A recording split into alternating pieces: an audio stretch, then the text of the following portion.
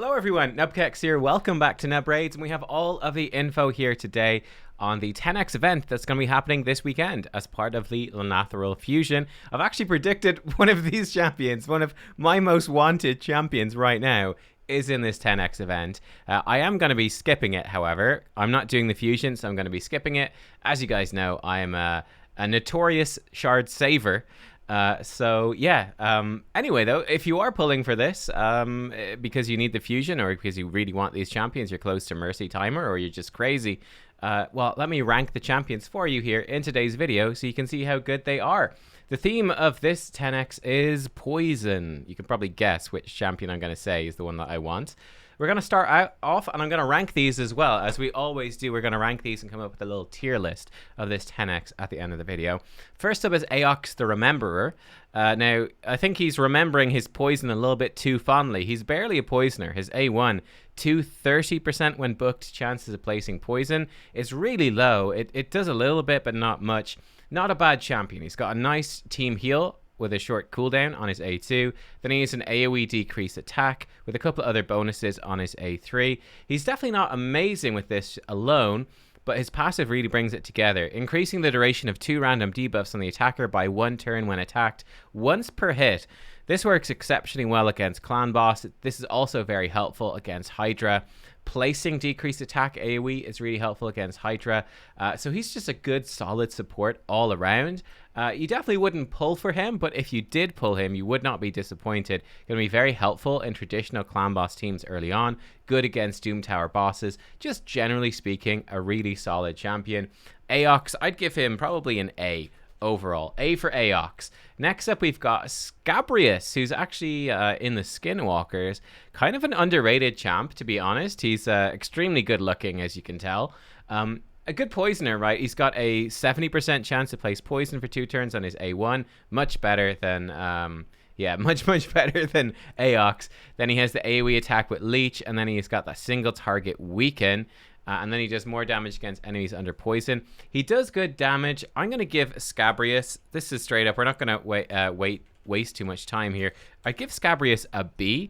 I actually think he can do a lot of damage to Clan Boss. He hits very hard. He puts out a good amount of poisons. The Leech can be very helpful if you got a traditional team where you're going to need healing. And he does bring the weaken.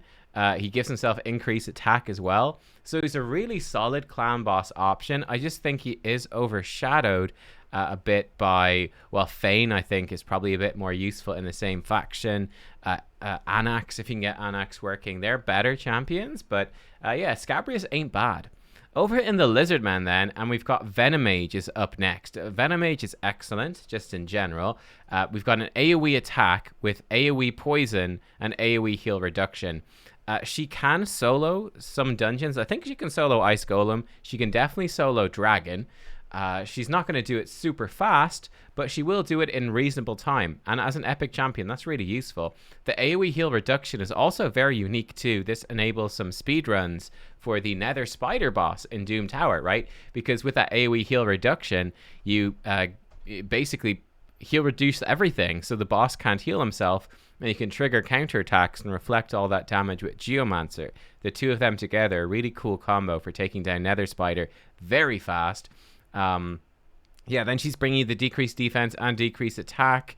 This passive helps your team stay alive. So in a traditional Clan Boss team, she's excellent. That damage reduction is excellent. I think she's a great champ overall. Venomage, I definitely be giving... I give her an A+. I think she's better than Aox.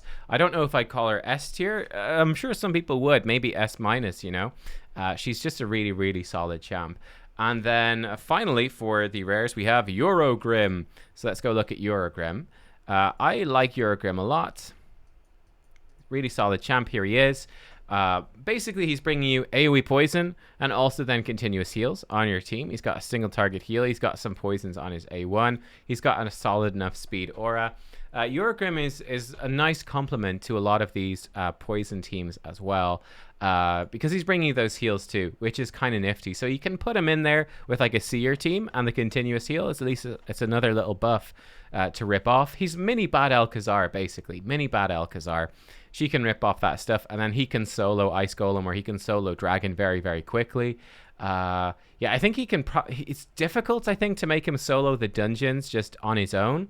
It's very gear intensive. He might be able to do it, but it's pretty intensive. He was insanely OP when he first released, and he got mega nerfed. He's still very good. I'd be giving Urogram also an A as well. I think he's a really nice champion. Then we come to the Legendaries. Now, the Legendaries is where it gets really good. Let's start off with the big boy. Let's start off with the man himself, the new kid on the block, Theodore the Savant. This is what I would be really tempted by.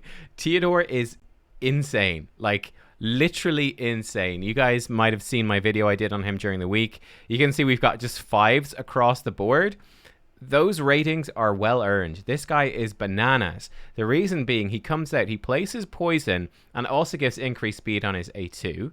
Then on his A3, he increases the duration of all the poisons, and then he explodes them. So he gets a free 1-turn explosion on all the poisons, also HP burns. And then he's got a decreased speed on his A1. So against, against Dragon, against Ice Golem, the increased speed especially helps him keep up with this. And it's just this huge snowball effect where if he's faster, if he's got enough speed, he can basically start building up this poison bar bigger and bigger and bigger, more and more poisons. And then every time he explodes it, the explosion gets bigger and bigger and bigger. And he's so overpowered. It's not even funny. Like, he soloed Dragon for me in Dragon 25 in about a minute.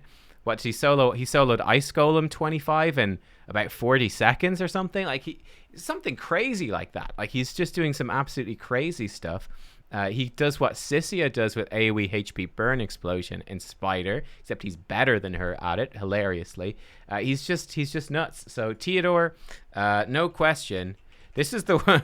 This is gonna get people pulling. S+ for me. S+. He's one of the best champions in the game. He's like the best dungeon champion in the game. He's insane.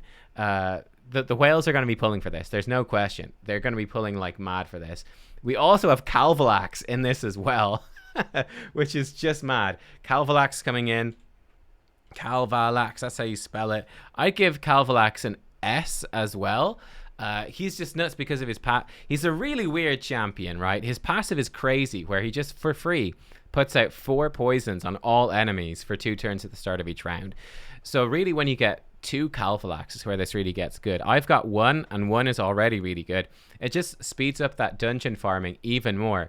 I guess the weird thing is, if you get Theodore, I don't know if you really need the Calvalax. Theodore seems to sort of make all these champions kind of irrelevant. I don't know. I'm a bit worried.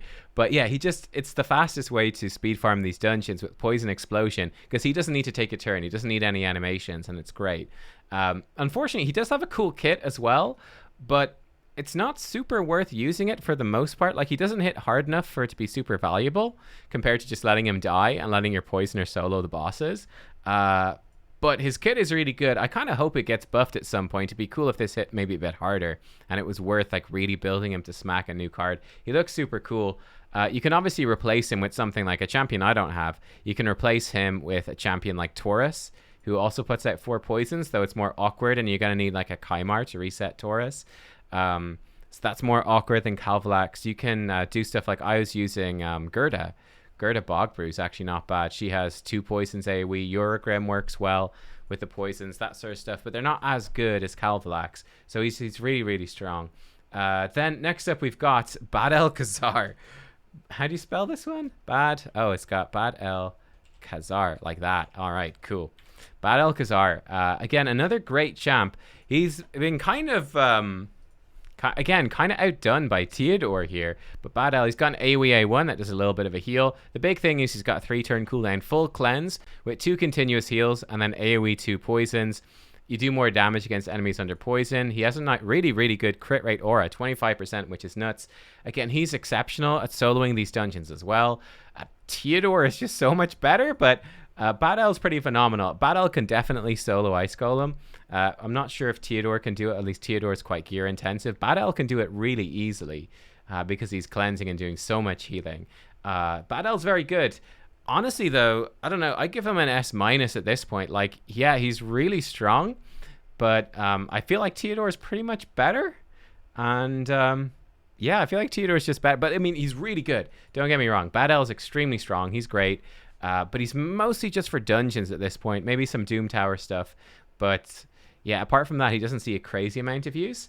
And then finally, we have, who I feel is a little underwhelming. For the Voids, we've got Chigor. So Chigor is in here for the Voids. Chagor. Yeah, that's how you spell it. Good. Chigor, I'm not super sold on this guy. I know a lot of people like him. Basically what he does, he puts out AoE, poison, and then decreased defense. And this is poison for 4 turns. It lasts a really long time. And then he's got a fun passive where he instantly attacks enemies with his default skill whenever they take damage from poison. So you can put him in a daze set, which has a really good chance to sleep someone when he A1s them. He even has a really good chance to sleep just by default on his A1. Sorry, you don't even need a daze set. I'm misremembering. I need Aox the Rememberer pulls to help fix my memory. He sleeps them with just his A1. He doesn't need it. He doesn't need daze set. 75% chance to sleep, and then they miss their turn. So 75% chance for enemies to miss their turn. I think he's exceptional for Doom Tower waves. Yeah, and that's basically what he does. He's got some other stuff here that doesn't really matter, but it's just Doom Tower waves. He's going to decrease defense. He's going to do some decent damage as well, and with the poison, and then just a really good chance to sleep them, make them miss their turn. I'm not sure how useful he is. I don't know. I'm going to give him like an A. Yeah, I think probably give him an A. I definitely wouldn't be anywhere near as interested in Chigor as these other champions. You can use him to empower Ramantu as well. But I don't know, maybe I just haven't seen enough of Chigor to really appreciate him. Let me know if I'm wrong. Would you rate him higher? But I definitely wouldn't be too excited. So again, what do I recommend with this 10x event then? Is it worth pulling for? Is it not? Well, as always, it is a 10x event. They're really terrible. They're really bad. Generally worth skipping unless you really want that legendary. Your chance to get, it's probably, I think rough rule of thumb, if you were to pull a legendary, you'd have like about a 7% chance to pull any of these given 3 from like a sacred or an ancient if you hit a legendary. So you'd have a 21% chance to get one of these equally divided. I think that's the rough rule of thumb for how it works out. I must check my maths and update it in case that's out of date. So, you know, take that for what it's worth. Yeah, go in with reasonable expectations. I think these legendaries are all exceptionally good, especially if you don't have any of them. They are all exceptionally good for really opening up incredibly easy speed farms of the level 21 to 25 dungeons. They're all very, very good for that. And the epics are all really solid as well. Like I said, I'm not going to be pulling in a 10x. I don't pull for 10x unless I need to for a fusion. But I think this is actually a really good one. If you're pulling for, I think they made it a pretty good one. If you're pulling for Lanatharil, you're going to be pretty happy. There's some really exceptional epics in there, and some really, really helpful legendaries for progress as well. So yeah, I can safely say that every single one of these legendaries is significantly better than Lanatharil. So if you get one of them, your fusion is going really well for you. So there you go. But yeah, guys, that is that. Let me know what you think. Are you going to be pulling any shards this weekend? And thanks for watching. I will see you all soon. Bye-bye.